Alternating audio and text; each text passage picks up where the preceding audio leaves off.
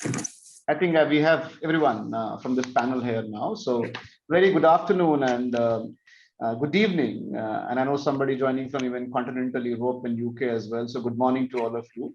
I think this is a pleasure to have such an eminent panel with me today. So we have Rohit Gupta, who is the CFO for Entertainment Enterprises Limited. Rohit, warm welcome to you for this panel. Thank you, Rakesh. We have Altaf Jiwani. Altaf is Director and Head Group Executive Office, Welspun Group. He has played multiple roles, moving from a typical CFO role now to the business role, if I can say. So welcome, Altaf. Thank you. We have Sridhar TK. Sridhar is Chief Financial Officer for ABB India. Very good afternoon, Sridhar. Can you hear me? Hi. Hi, yes, I'm able to hear you, Rakesh. Thank you. We have Atul Roongta, he's the CFO for NCDEX, which is National Commodity and Derivatives Exchange. Good afternoon, Atul. Hi. Right. I'll request the backend if they can put us on a tile mode on the screen so all of us can see us together. Yeah, very nice.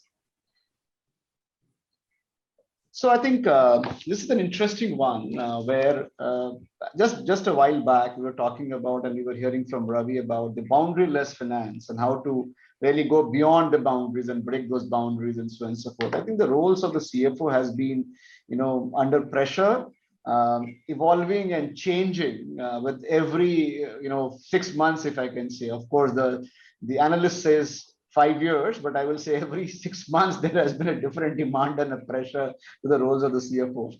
Particularly the last decade has been a very different one, no doubt about it. And there has been a different demands because of the kind of various stages, the maturity the organization is going through, etc., etc. There's a different kind of growing expectations from the business and hence the CFOs and the finance leaders. There was the whole discussion about VUCA a couple of years back is all over now. And thanks to this pandemic, it is all, the globe has become, everything became pale, if I can say. And the new world is unfolding. And I'm sure each one of you would be really playing a different kind of a role and a game, which is much different than what it was about a year and a half, 2 years back, and so on and so forth. I think that's the context in which we would like to have the next 55 minutes of conversation. My idea will be to get to hear best of the use cases, the experiential views from each one of you. So the people who have logged in can take away a lot from the experience which is shared by the eminent panel here. I must tell you, I moderated many panels, been a speaker, many panels. This is one of the panels where I'm nervous and happy. Nervous because you all are veterans from the kind of a space you come from. Being a CFOs, you play multiple compliances, technical roles and business roles. And I'm happy because I know for the next 55 minutes, I have so much to hear that I can just be shutting myself and just can go on hearing you all from your perspectives point of view. So I think to just build the conversation ahead, I will request maybe Rohit, you to share some of your perspective. I think this whole situations where there is a growing expectations as we are talking from the CFOs, and we're talking about from this session perspective how the future of this finance roles or we need to redefine the future of finance, if I can say. So if you can share as a CFO today, what kind of this growing expectations you are facing and what kind of challenges you are finding you are facing in your organization and some of your experiences in terms of how are you dealing it as a chief financial officer for your organization will be good starting point, Rohit, and then we can build it with others as well. So over to you, Rohit. Thank you, Rakesh. Thank you for the opportunity. So firstly, I just hope that all of you are staying safe and doing well in one of these most difficult circumstances that we're facing in this modern human history. As they say, every adversity there is an opportunity to learn and improve on. And COVID-19 has accelerated the digital adoption in most organizations to a different level. So organizations were forced to work and deliver remotely, and digitalization has been the only way to make that happen. So what we are seeing is cloudification, edge, blockchain, artificial intelligence, learning, these are all becoming core pillars for most of the functions within the organization. And these new technologies are leading to transformation of both operating and functional processes. Now, see from an industry perspective, and Z Entertainment is in the media and entertainment industry. In this industry, we are witnessing 360-degree transformation. A lot of new players coming in, new form of content, new business models are evolving, and they're largely digitally led. There's deeper penetration of mobile and internet, and it's opening up huge opportunities for all media players. And again, to be harnessed through digital transformation. Just coming to the finance function, finance has been the forefront of this change, and we have been supporting both tech and operational digitalization drive. So some of these spends have been, they're difficult to justify when I wear the traditional CFO hat. They're also absolutely important, both from growth and sustenance perspective. And the role of finance has evolved, like you said, a few times in last decade, from traditional bookkeeping, financial reporting and controlling to partnering with business, enabling right investments, create the right balance between governance and empowerment to facilitate growth. So I think finance has to act as a change catalyst, and they have to lead this journey from the front. We have to adopt to newer ways of engagement and work environment, paperless virtual world, and the list can just go on. Sure. Now coming to Z, we've had our share of challenges in the last few years. We've been investing significantly in transformation and digitization of existing systems and processes. We're in the business driven by consumer insights, so it's necessary to build on those insights. And we were just hearing the panelist before that, he was talking about, behave like your customer, think like your customer. So how important it is. And we have to use those insights to, use data to drive productivity, efficiency, and excellence. So we've taken two-step approach here. So first, incrementally building on existing system and processes, creating system-driven workflows, enabling real-time reporting dashboard to aid our decision-making, and that also with data-led insights. While you can't take the intuition away from any decision, but data-led insights, help in a big manner. Secondly, we've also looked at complete overhaul of some legacy systems and processes. We are implementing new processes which are aiding mainly for speed and agility in the business. We've implemented planning tools which have enabled our consolidation across channels and business units, and they take no time. And so we have like 49 channels across 11 languages, and our content reaches most of the world for South Asian diaspora. So these are some of the things that we have done in Z, and I will now stop here and give it back to you, Rakesh, so that we can hear from other panelists, and then more when we get into the conversation. Sure. Absolutely, Rohit. I think you talked about a few things which is very interesting about Z perspective, and as you rightly said, you have this 49 channels. There are regionals and national in the nature and global in the nature, and so on and so forth. And three specific points you talked about in terms of real-time insights, overhauling of some of the processes, and looking at the entire planning process, redoing it. I think it was some of the interesting ones, and even the technology and digital as the way you talked about. I would like to move towards Altaf maybe, and Altaf, if you can, we have been hearing, and this is nothing new. I think we have been talking for some time about the CFOs. In fact, we use a word called chief financial officer or chief focus officer, if I can say, right? So as a chief focus officers, they need to have a seat on the table. They are like a co-pilot, if I can say, right? And if they are a co-pilot, which means that, by design, they need to know how to fly the plane, and they can't be just like a crew, right? So they need to know how to fly the plane. Now, when you need to know how to fly the plane like a business, what it means and what kind of experiences you have for your organization in your journey, and if you can share some insights from that, will be helpful, Altaf. Thank you, Rakesh. It's a pleasure to be here on this forum and sharing the dice with all the panel members here. So, CFO is in the ever-changing time. I would say the speed of change has now increased manifold. So, change has always been there, but it is speed which has made it more difficult. And in fact, if I have to look at CFO's role today, to bring a little different perspective here is we need to look at actually the business processes, and it is not only our processes but also the customers' processes, the vendors' processes. So the whole perspective, it is now looking at a kind of 720-degree view one must have. It is not enough to have view in your own organization, but you must also know what is your customer is looking at, how things work at their end, and how things work at the vendors. So for I just to some of the toolkits which I keep telling about my team, and I'd like to share here, is to look at processes from 5 different lenses, and I call it as 5S.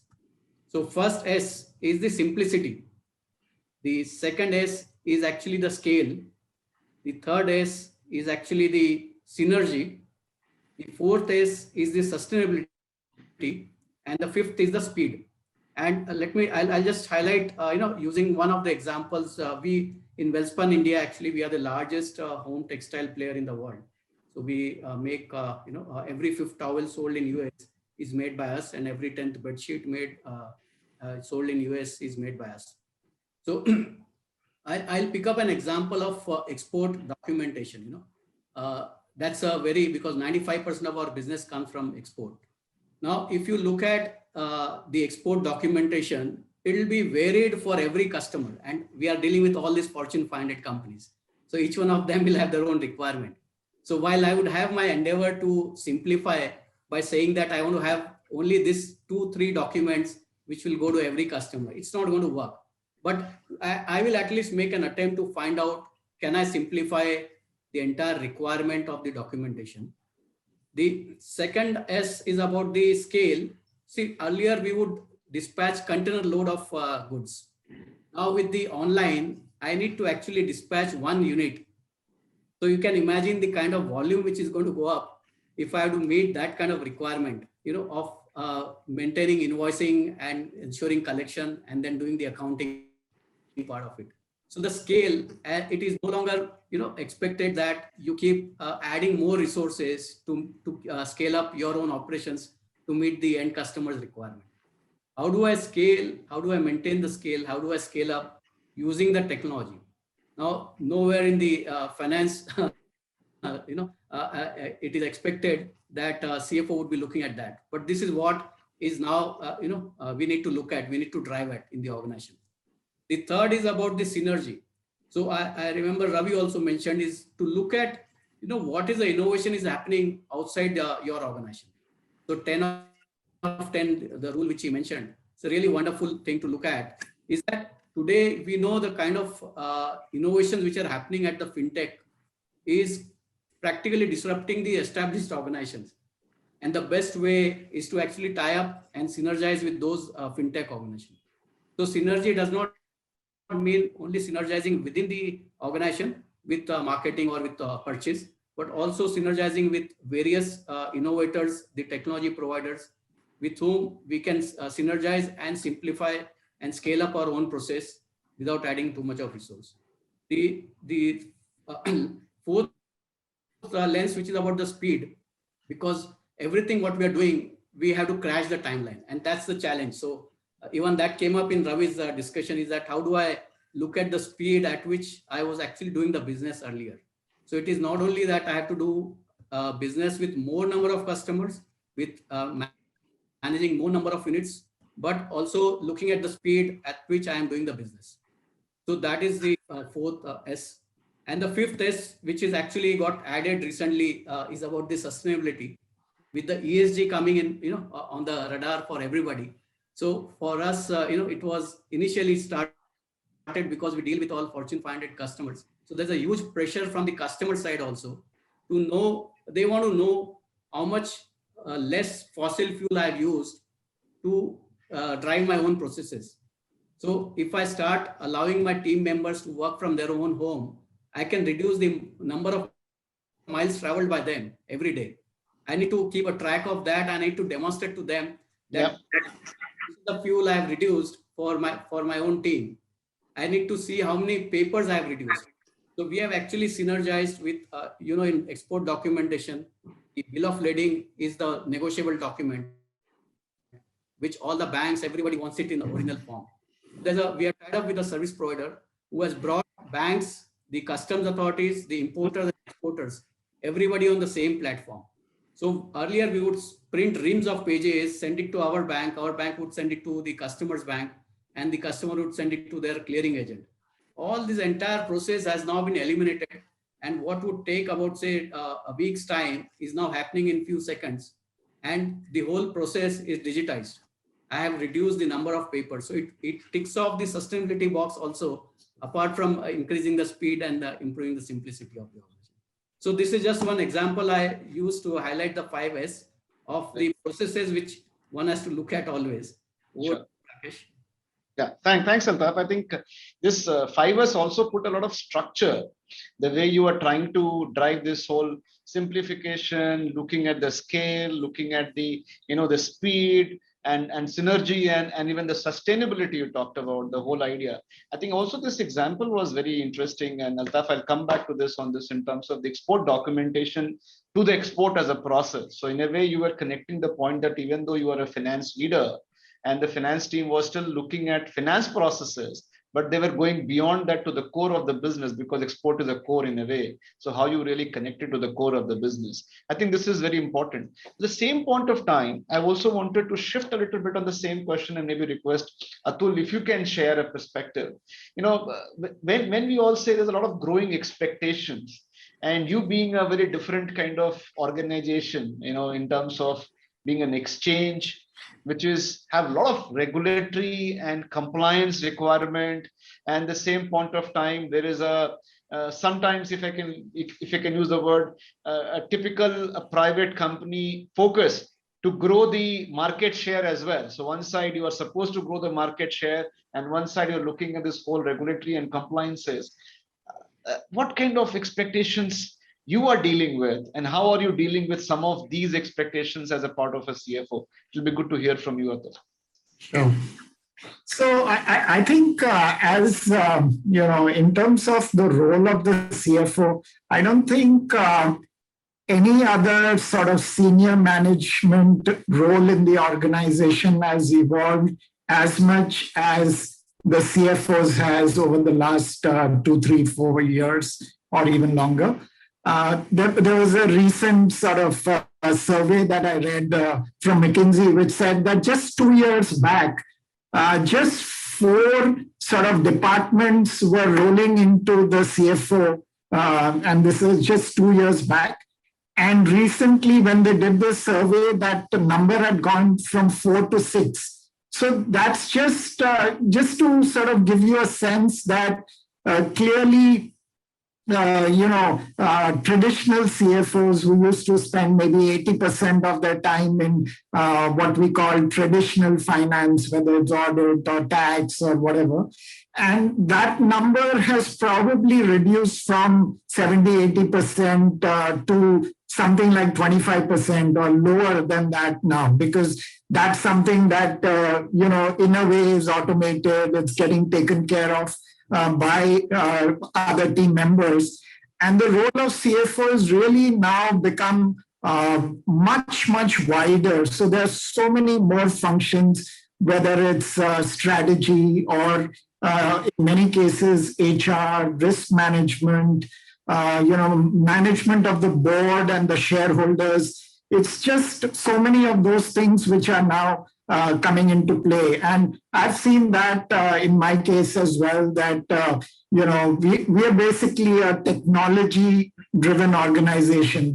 We're almost like an IT company, and we spend more than 30% of our total expenses on technology. And clearly, a CFO has to partner, with practically every other member of the top management. So whether it's with the HR head in building sort of the resources for an organization like ours, which is so unique. I mean, it is a stock exchange, but it's a stock exchange in the agri space. And it's so difficult to really find people who, could add value, both or know a little about how the financial markets work, but also equally how the agri markets work. So that's something you have to do. You have to work with the chief technology officer in ensuring that investments are made in the right, in all the right technologies. So, for example, in the last 3 or 4 years, we've changed the entire front end of our trading system, so trading and surveillance. We simply went out, across the world and selected an application which was being used by London Stock Exchange and many other companies and many other stock exchanges. And, we brought that, into our sort of our business, and it's worked out very well. Clearly, the front end, the customers who use our technology are very happy. In addition, we also have seen, we are a stock exchange. So for us, we're, regulatory sort of pressure is a lot. And, the CFO has to consistently work with, the chief regulatory officer to ensure, the compliances are done properly.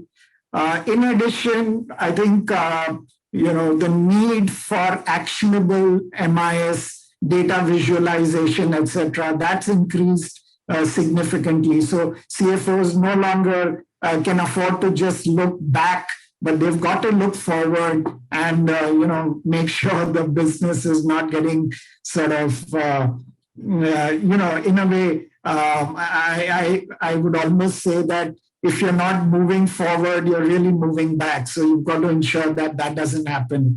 And then, of course, you've got to work with the CEO and the board and the CBO really on the strategy and provide strategic insights to the business. So in a way, the role of the CFO has expanded so significantly. It's also about managing shareholders, managing the board, taking capital allocation decisions. And that's become increasingly more important in the COVID world, where, you have to ensure that you cut expenses or capital allocation in areas where it's not required and extend it to areas like technology, etc., where it may be required. So that's a hell of a lot of responsibility now on the shoulders of CFOs. And that's what we've seen, over time. And CFOs can no longer be just, people who and technology, tax and accounts, etc., but, really play the role of bringing all the elements of, the organization together and help them, deliver to the best that they can. Sure. Absolutely, Atul. I think the few points which you made was very relevant from the context in which we are again talking. And I think many of these will be similar for other panelists as well. But I think few points in terms of not looking at only the past, but looking the future, in terms of just not being dependent on a lag indicator, but looking at a lead indicators in a way is an important. Or you talked about not limiting only to the traditional departments like tax, compliance, etc., but really looking at more strategic areas. And if I hear you correctly, you're also talking about technology from the business point of view is one area where you really work very closely with your chief technology officer, with the chief business officer and the CEOs. It's a very interesting team which works together in your context.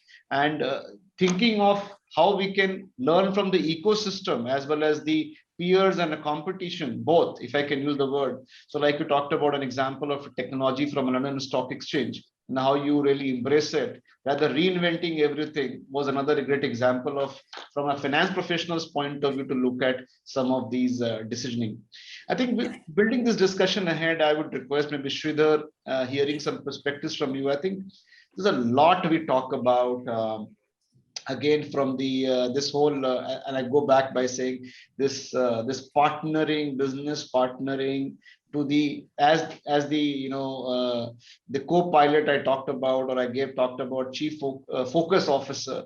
I think there's a lot of this whole dimension of technology has been also talked about. So I wanted to hear from you again in your context in ABB. How do you see this growing expectations from a finance, and how are you trying to deal with some of these or respond to some of these in your context, Sridhar? So over to you, Sridhar. Thank you, Rakesh. And I was hearing to the rest of the panelists. First of all, very insightful, and thank you very much for this opportunity. I think just to touch upon those points which other panelists have not spoken, but to share some experience from ABB. I think what we have done within our organization is this: we have created 3 pillars. One, which is the finance business partnership roles. These are the guys who are absolutely entwined within the business, right? And so they work shoulder to shoulder with the business managers, with the rest of the teams other than the business managers as well. And then we have 2 strong pillars which support them for very fast decision making, right? So which is the shared services, which has the transactional wing and also the expert services. So I think we have 2 separate skill sets of people who are really working along with the business partners to make sure that they are equally enabled in their roles, right? So what I see actually what has happened in the recent past, I think there has been a huge transformation which has happened in the role of finance as a business partner, right? So they don't look at them as sort of bean counters as what we used to call them earlier, right? So, but now they are required to make sure that they are path makers for the business. That's something which is really expected. And what they are also know, but in this particular journey, I think the finance as a team, right, has to do a lot of reskilling, right? Reskilling the temps in the sense, leave out what they were doing in the past, where they had the zone of comfort dealing with clearly accounting topics or dealing with the auditors or dealing something which was finance topics as such, but move to do something which is non-finance, but embed finance knowledge into that so that it becomes pretty powerful, right? So how do these guys do it? How do we really do it? I think we have clearly identified that data is something pretty important within the organization. And if you look at it, so we have SAP, and to say something is that we have an SAP which serves almost more than 45 to 50 countries out of India, out of Bangalore, right? And it is run by the shared services in Bangalore, and they have one SAP, right? That means is one SAP takes care of all the countries which are there on the landscape which has been allotted. So what's the biggest advantage we deal with? One is, of course, you get a lot of sharing of best practices as to how to deal with this, right? And number 2 is that, of course, the cost. Cost is definitely a perspective which everyone deal with, right? And the last but not the least is that any one change which you make in an SAP instance gives a positive impact to all the countries which are there on the particular platform, right? So in the other sense, it has a good multiplier effect. So, but it is a journey. I mean, to partner in this journey is very important. Finance is a one who really participates very actively in this to push or agree with the businesses as to how to change, right? So this is something which I've seen pretty much very well accepted, and then change management becomes a part of the business, of the finance business partnerships role, so that they have to really take their businesses together with them. And the next piece which is coming up is big one, right? So in today's world, what we talk of is about internal controls, right?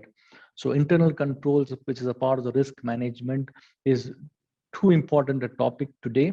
And you look at various issues which are happening across the globe, across any country. I think this is something is a bedrock of what we want to do, because the business models are changing, right? So if I just go back as just 3 years before to where we are, to which of the customers and the market segments we are doing, it's simply unbelievable that we change from the core sectors like steel, the cement, the power. We are now trying to do with data centers, pharmaceuticals, food and beverage, which we were not there at all, right? So that means the business model, when we deal with these particular customers, requires immense change or immense need for change. So these businesses require faster delivery, faster decision making, and definitely a very good response from the teams to make sure that they are, I mean, I could very well resonate with Mr.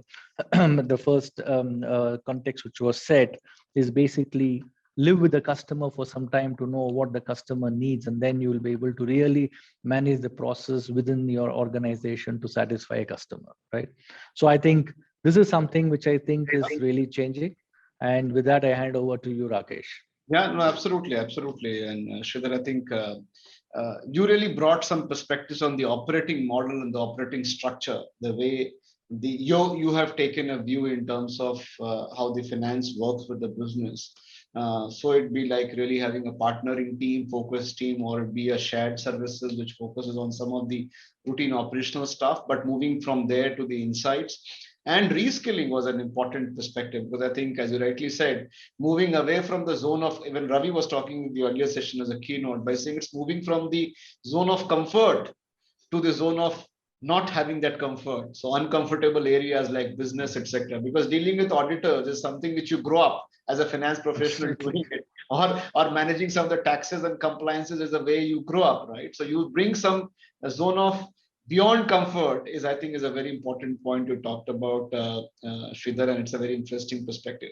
I'll just request a backend to run a poll, because we have a poll, and I will request if the panelist also takes the poll along with the audience. So can I have the poll, please? There you go. So I request the panelist also to take the poll, please. You can just put a response. The question says, what is the most significant change being experienced in finance in your organization? Elevation of customer-based solutions and user experience, increased commitment to environmental, social, and governance goals. Options are implementation of innovative security solutions to secure the fast-growing digitization of assets, tech-driven simplifications. Anywhere operations, I think this is something which is talked quite a lot. Moving from long-range goals to real-time dynamic planning, cash liquidity management, others. Let's see how much of our finance colleagues are able to go beyond their comfort zone. We'll keep it on for another 20 seconds.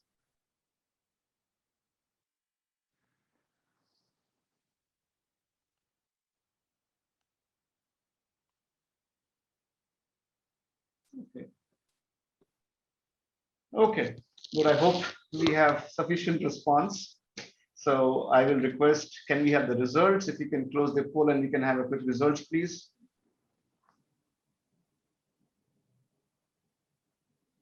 Oh, that's the kind of results which we have. Okay, so it says tech-driven simplification has been given 32% of the weightage. There are 20% people who have opted for anywhere operations, close to 20% on the elevation of customer-based solutions and user experience. So customer focus is about 20%, anywhere operations is about 20%, and about 30% is tech-driven simplification, right? Of course, the important ones, moving from long-range goals to real-time dynamic planning, 20%. I'm very surprised to hear cash liquidity management is only 1%, right? Which means that very clearly there is a significant change in the expectation from the finance professionals or the finance, right? It is about driving much beyond the typical finance areas to something like digital and tech driven. So maybe I'll go back to you, Rohit, and hear from you some of the no, there's a very interesting research element, and which we also at an SSF talks about is that CFOs are now the custodians for performance, custodian for growth, custodian for digital transformation. Does it means driving only digital within the finance function, or driving digital for the organization? And given a kind of an industry you represent, media and entertainment, with a lot of digital platforms being part of it, how do you respond to it? How do you look at it? So what you wrote. Thank you, Rakesh. So first of all, I think digital is a way of life, and no organization can survive without digital adoption. And machines taking over human has been a widely contested topics in many counts. Something which is transactional in nature, repetitive in nature, and lower strategic intervention, we are obviously moving towards automation. Clearly, my role is, I say, while it is CFO, but, in the recent past, it has all been about digitalization, not only in finance, but also, kind of leading it in our own company as well, especially for our digital platform, Z5, that we have. And I work very closely with our teams there. And, and the reason for that is that, we know how the world is moving, how the customer, preferences are moving. So let me take this question in two things. First of all, what we have done in finance. So in finance, we have looked at three categories. We have looked at, operational finance, which is largely around, P2P and O2C. And this would be the core that we'll have. Then we have business partnering, which are, aspects of finance like budgeting, planning, forecasting, creating long-range forecasts, enhancing productivity. And then financial reporting and compliance, including, taxation, risk management, and internal controls. So let me take each one of them one by one. So as I said, operational finance, and this is the area where major part of digital disruption has happened, and we've seen some repetitive, programmable, laborious tasks, being automated. A decade back, when the outsourcing model started getting popular, technically that's when the real disruption started, and people started accepting a leaner finance function within the organization. So I'm sure many of us would be in a situation where a lot of our operational finance work is already outsourced.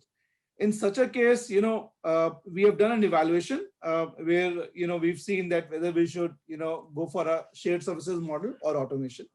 And we have looked at it we have done, semi-automation in a lot of places. Business finance, which is the business partnering function of finance.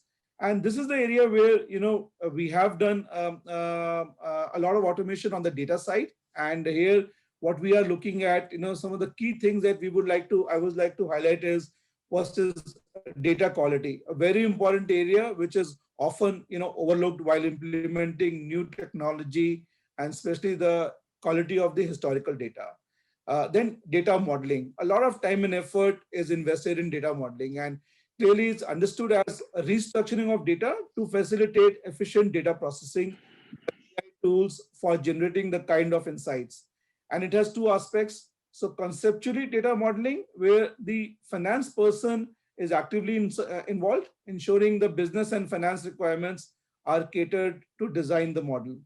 And second is the physical data modeling, which would be more of a technical job, which will be done by technical people to convert the conceptual data model to a logical data model for machine consumption.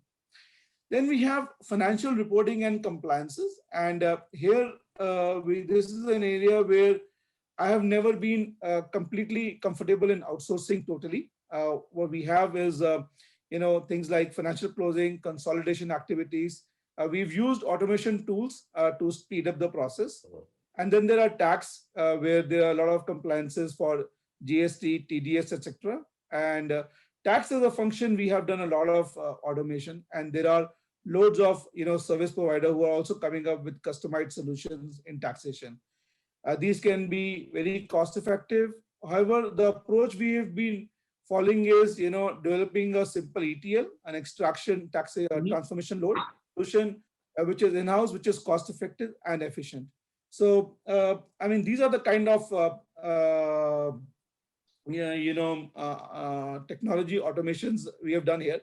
But these are the ones I spoke about, what we have done in finance. What we have done in business as a whole, I mean, you'll be surprised. It's totally going the digital way. And maybe I'm not the only one leading it, but I'm definitely the one who's handing glove with our chief executive officer in ensuring that we have a regular monitoring of of our platforms, of our tools, seeing that the customer experience is impeccable. And many of you may be using Z5 platform for the entertainment purposes, and we monitor things like the app crash rate.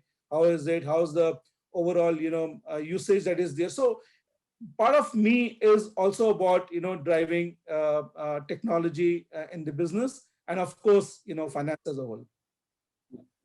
No, absolutely. And some of these very insightful, Rohit. I think particularly talking about the business side of it. Of course, in the finance side, some of these are very progressive actions which already has been taken, and I think that is also enabling you to take that business side of the digital journey is very powerful. And I think I'm sure many of us would be already doing it and would be maybe taking a cue from you to see how we can build further on it. I have a question on a follow-through question, but I'll come back to you on specifically on this, some of the operational processes you talked about. But I just want to go to Atul maybe for a minute. And Atul, I'll just request you quickly a minute or two, give a perspective in terms of this whole point of this. We're talking about a lot of information. See, again, the finance is one area where the maximum information is available, right?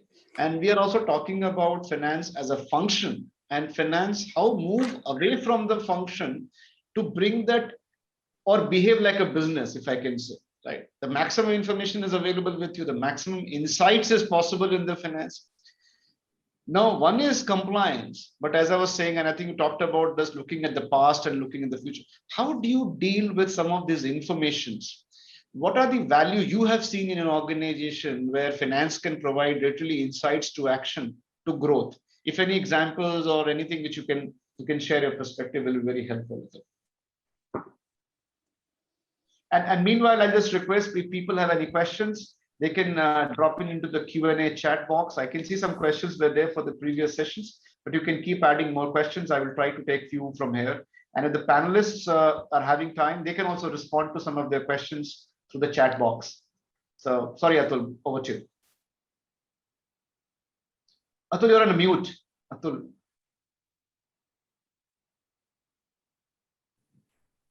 Sorry. So, being in a stock exchange, a lot of our data, is actually in the front end of the application, which, is used by brokers. And, believe it or not, a lot of that information was in the hands of the technology team till recently. So if anyone needed data, and I'm not talking here sort of financial information, that of course is with the finance team, but I'm just starting with the business related data that the exchange sort of generates. And a lot of that data was actually, believe it or not, in the hands of the technology team. And anyone in the organization who needed data had to actually go to the technology team to get that data, and then sometimes it would take a couple of days, 2-3 days to just for them to take it out from the system and then give it to you, and then your work really started after they gave you that data. So we've really moved from that platform, which was not really working out too well, and we've really moved from that to using data visualization tools in the form of Power BI and Vertica. And we've given the power of that into the hands of the users. So no longer is it really with the technology team, and it's really with all the users of that data. And in terms of the finance or sort of business related analysis of data, that continues to be done with the finance team. And I'll be honest with you in sort of saying that a lot of our investments in technology actually have been on the business side, and somehow as an organization we've long believed that a lot of the technology investments must be done in the front end, on the trading system and the data centers that run those trading systems, etc. And we unfortunately hadn't done enough of it on the support functions, but we've now realized the importance of being able to visualize data and actually create data which is really useful for the organization to take future decisions. And we're now increasingly sort of moving in that direction and giving the power of that really to the users rather than keep it with one department only. Yeah, no, absolutely. I think it's and you're rightly saying that how the whole it's not just about the typical monthly MISs we're talking about. We're talking about how to really drive the change in the behavior of your customers. And that's where I think this data has to be used. And I think this is very, again, an important journey for any organization to really take. I just like to take quick a turn to Sridhar, and I request, in the interest of the time, because I want to cover a few more specifics. So I'll request if you all can just keep a brief responses will be helpful. So Sridhar, maybe a quick a comment from you on, we all talk about this innovation, digital, and I can see even a Q&A in the chat box. People are talking about a lot of technology tools are available and driving this digital, etc. Now there are even concepts that people are saying now you have to go to a science fiction writer to start visualizing what next, right? Because that's the kind of challenge which we need to give to ourselves. What has been your experience quickly in terms of this digital adoption? If quickly you can talk about, will be very helpful. I think for case of digital adoption, I think it's first one is a customer is a guy who is driving us, number one. And customer experience is something which we always need to keep in mind. And number two, I think as leaders, we need to, first of all, understand these moves which is happening in the market and walk the talk from the top. That is extremely important, right? So, and as a CFO, I have always seen that when you adopt these type of technologies which are available outside, you're able to work more swiftly, more agile, more effectively, thereby giving a message to the people in your team to make sure that we adapted this thing. And more importantly, someone was talking about, reverse mentoring. It's a very, very useful tool to move. When you move with youngsters, we could really see how technology is getting adopted in a day-to-day work for us. And there comes the way as to how we need to really put that into our life as well, right? For example, I could tell you, right? So we deal with a lot of channel partners. The channel partners, when we were earlier with, I think they were dealing with more on manual system of writing checks or basically putting orders through and mail and then we getting it. But today, their second generation of their business, second generation has taken over those businesses, which are young people, and they don't want to do this particular topics of, doing a manual check and doing. So they are more prone towards using IT as an, as an enabler for them to conduct the business. So we were forced to actually create a platform through which they could push orders, they could pay their dues to us, and we also can push invoices into the system from SAP into a portal where they could see their invoices and pay the money on time, right? So this cuts both ways.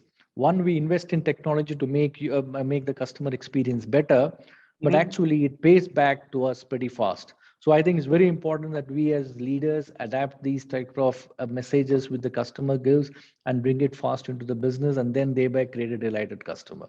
That's my take on that, Rakesh. No, no, absolutely. And starting from a customer was a great example or the great perspective which you talked about, Sridhar, and of course some of the perspective in terms of how to look at the reverse mentoring and those kind of areas. I think this is very interesting, and I'm sure people will look at. I just take a quick a perspective from Altaf. Altaf, there are times, and let me use this term, where finance leaders are seen as a role model, and sometimes they also do experiments. And in an organization, if I'm allowed to use the word, they're also guinea pigs, because they are doing a lot of leadership to do something new for the first time, right? Now it's a perspective how you put it, either as a role model and doing it for the first time, or you are being part of an experimentation yourself and trying to be innovative about it, and so on and so forth. So there are various ways the teams are being structured and operating models are done, etc., etc. I think it will be helpful to hear from you the way you see the team being organized, connecting with what we call multiple sets of ecosystem, ecosystem of vendors, ecosystems of partners, the other functions, because you have to cut across the function and not just limit to the only finance. So how do you really work across as an organization, as an enterprise? Just wanted to hear some thoughts and perspective from you. How do you do that at Welspun? So it's a great question, Rakesh. The one word, if I have to answer, it's ownership. It is. I keep telling in my organization that whoever is the biggest victim becomes the process owner. So if I have to streamline the process, I need to take that ownership myself. And it is coming to your point about co-pilot. The CFO playing the role of co-pilot. So before you get into the co-pilot seat, actually, you have to actually work to build the capability of autopilot. So the aircraft today has an autopiloting capability. Now, many times in the organization, people get confused between autopilot and no pilot. Autopilot doesn't mean there's no pilot. There's a seasoned pilot who knows when to move on auto mode and when to switch to manual mode. That is the kind of judgment and the which comes, the wisdom which comes with the experience. So, in my view, today CFO has to build that capability of autopiloting in the organization. And there are cases like, for example, controls. Now there are ways and means of automating those controls, and I must have that judgment that which are the controls I still want to have manual. It doesn't make sense to have 100% of the controls automatic. Yeah. So that is the judgment. One is the ownership, and second is the judgment, and the third is actually the most difficult part in all this. While there are processes, there are technology, but it is a people which is the most difficult part. So unless we have all the three ingredients, people, process, and technology working together, it is not going to be a great success. You will eventually succeed, but there will be a lot of hiccups in the process. So the whole, I would say the single most factor which would help the organization to do this transition is going to be that change management. That people related change management, and there is no shortcut for that. So we have to get go through that. While everybody knows how to do it, but every organization will have its own nuances, and everyone will have to go through that process. There's no solution which is going to fit all the problems. So there has to be a ownership, a strong sponsorship. There has to be a strong change management, and the third is about the entire ecosystem. So it is possible that somebody can do that job better than me. I would rather look at that also. It is not that I have to do everything in-house. So is there, choosing first is starting early, and second is choosing wisely. So these are the two things one has to keep in mind Sure. to achieve success in this transition. Right. What do you, Rakesh? No, absolutely. Thanks, Altaf, for it. And I think we just top of the hour, but I'll still take a minute to have some quick rapid fires, as I always call it. So I will request the backend to put all of us on the screen as a tiles, please. And I'll take some a very 30 seconds, 10 seconds kind of responses. I'll request each one of us to really take. I think there is a question as well, and I think I've been texted somebody saying that, is it really possible to have a paperless finance? Rohit, any quick response from you? I think it's very much possible to have a paperless finance. We've all seen it in the COVID-19 times, and I just want to point out that for that you need to have the tech talent, and somebody else also spoke about it, the right tech talent in the finance team. And virtually, I think a lot of companies are running a paperless finance, but there is a government regulations attached to it. You'll need time to tackle GST and all the other things. But yes, Sure. it is possible. Great, thanks. Sridhar, just moving to you, this whole point, even I think in the keynote also, Ravi talked about cost of not taking decisions at the right time. How do you see that? I think it is pretty much very important. So we ran project businesses, we run engineering businesses. I think cost of not taking a decision on time, right, is going to be more costlier if we don't take it. I think it is better that we take it at the right time, right, and without it's always an 80-20 rule which apply, right? So 8 of the decisions that you take will be right and 20 could be prone to risk. I think that's something where we need to assess and manage. So I would always suggest that we should take decisions. Oh, wonderful. Absolutely. I think going back to Altaf quickly, and there's a metric which says that the cost of finance over the last few years have come down by 30% because they have really worked towards that, cost optimization in terms of there's a multiple benchmarks, metrics, etc. The question is basically how you really drive that optimization within the finance as an opportunity to encourage the larger set of organization to follow you. So see, it's the best ways to in finance it becomes easier because there are benchmarks which are transparently available. Therefore, it becomes easier. But for other functions, one of the best ways of driving is to compare yourself with the previous best. So in every organization, if you look at any cost structure, there would be times where we would have achieved the best cost structure. So if I can capture that or that practice which I followed and push towards that, that's the best way to drive the entire organization towards the cost optimization. So pick up the best ever achieved and benchmark against that. And that best ever achieved itself will keep changing every year. Sure. Thanks. Atul, just a quick question from you. There's been a lot talked about the finance leaders doing multiple things, wearing multiple hats. If I can loosely say, they are juggler par excellence, right? So they are doing multiple things at the same point of time. How do you manage multiple priorities and given this whole expectation? So any quick tips which you'd like to give it to the people logged in? One or two tips.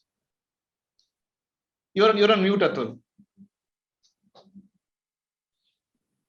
I think basically at any sort of given point in time, you've got to see what's the most important thing for an organization. So, and you've got to basically prioritize, things that are important at that point in time. And those things can keep changing. It's very difficult to say this will always remain. So, for example, during COVID times, maybe cost management when revenues were under pressure was important. Capital raising or looking at sort of future growth opportunities that became increasingly more important, for CFOs to look at.